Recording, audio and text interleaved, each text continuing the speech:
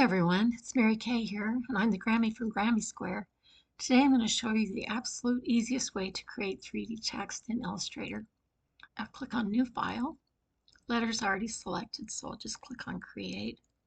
But it really doesn't matter which template you use. I'm going to move this to the left a little bit. Then we need some windows open, and they are 3D and Materials, and Color, and Image Trace. First thing we're going to do is create our text. So I'll click on the Type tool here, and then I'll click into my document and I'll type 3D text.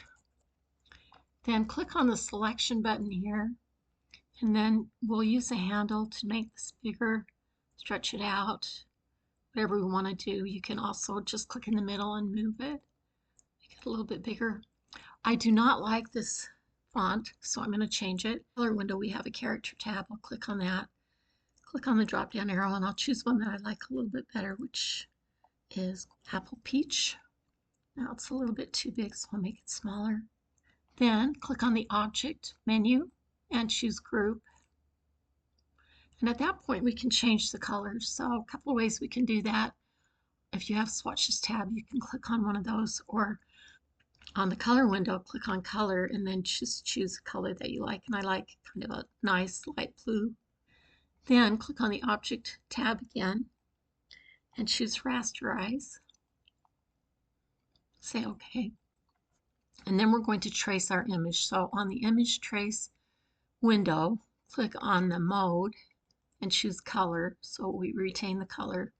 But if we don't change something on the Advanced drop-down arrow, we'll get a white background. So we'll click on Ignore Color and then White and then Trace.